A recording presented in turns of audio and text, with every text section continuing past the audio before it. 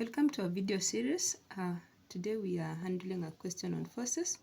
The question is, the figure below shows a crane which is used to lift 7 kilonewton of load, and by graphical method you are asked to determine the forces on the jeep and the tie.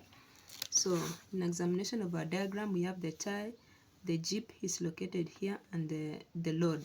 So the load and the jeep, the load and the tie will undergo the tensional force. The tensional force, they'll tend to stretch apart, while the jeep will undergo what we call a compression force. A compression. So if you're looking at this diagram carefully, let me put this as a bar like that, or a wall. So if the tie, if I happen to extend this force here, so it will make a Z angles between the wall, the tie, and the load. So that tells us that the angle alternating with 75 degrees would be 75. So they are directly opposite. So 75 degrees, and this angle will as well be 75. The 30 would have the smallest angle here as 30 degrees because they are alternate. So the remaining part here is 75 minus 30, that gives us 45 degrees, but the entire is 75, equal to the alternate angle on the tie. Now, we are asked to do this question graphically, so that means it's by construction method. Now, I want us to construct this or put this diagram in form of and showing all the forces. So you can. So these three forces will form a triangular law of forces, and this is how it would look like. We will have a 7 kilonewton force acting downwards. 7 kilonewton force acting downwards. We will have a jeep being the closing side, but the tie would be here. The tie. So this one would be our tie, and the closing side of our triangle would now be the jeep. So we are going to construct this. Remember, this angle will remain as 30 degrees, and the angle here will be equal to, so if we calculate that angle from our diagram, that is like extending this one here, or having an angle parallel to this from the head of this force down here. So this angle on our rhombus must be equal with this other one. So that tells us that this will remain as 45 degrees. So the angle here is 45 degrees.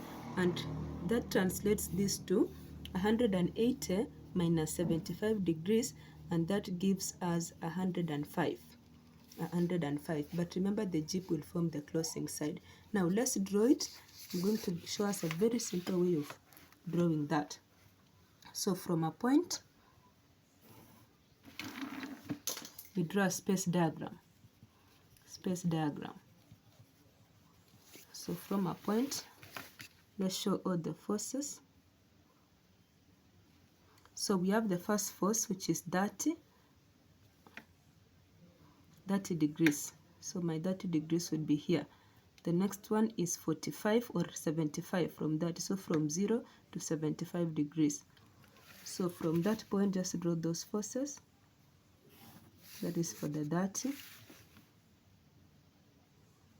And the 75 would be here. So this was initially our tie, and this is our jib.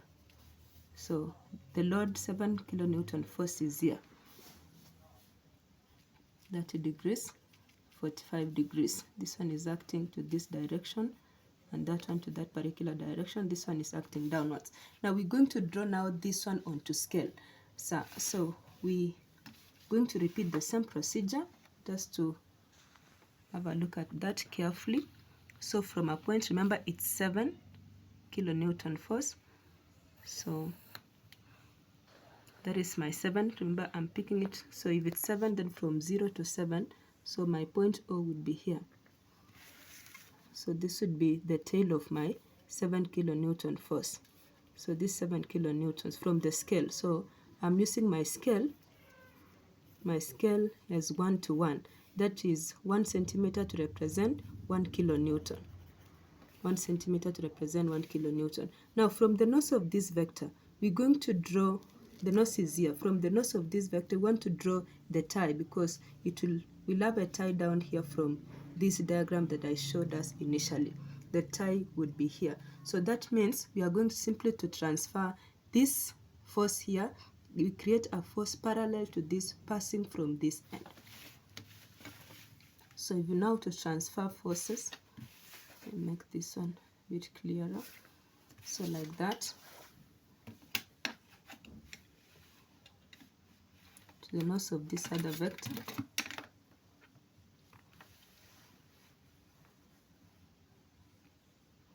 So we have that. Now we don't have the magnitude, but we're going to draw a force parallel to this to form our closing side from the tail of the load, or the force of the load. So the same way that we did the other one initially, you put one of your square there. We're going to transfer this force. Make sure it's accurate so you can have perfect measurements. And that is it from the tail of our vector. Tail of our vector, exactly. So this is the tail. And this is our closing side of our triangle.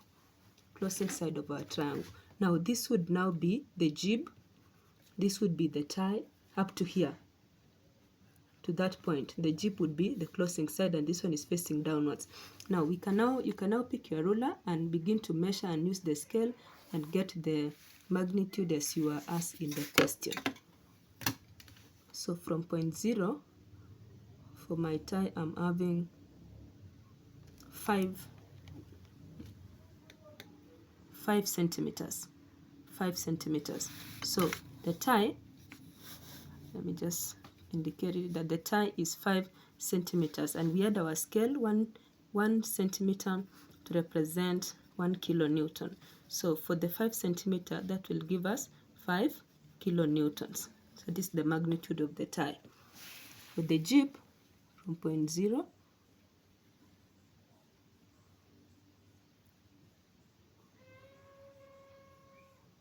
so I'm having 9.5 centimeters. So the jib, 9.5 centimeters. So from the scale, if 1 centimeter represents 1 kilonewton, about 9.5. So this would give me 9.5 kilonewton for the jib.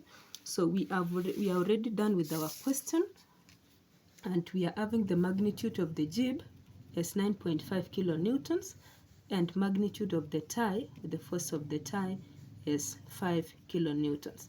That is a very simple way of approaching that question graphically. Thank you so very much for watching, and if this video was helpful, please subscribe, click the like button, and keep on supporting us. Thank you so much.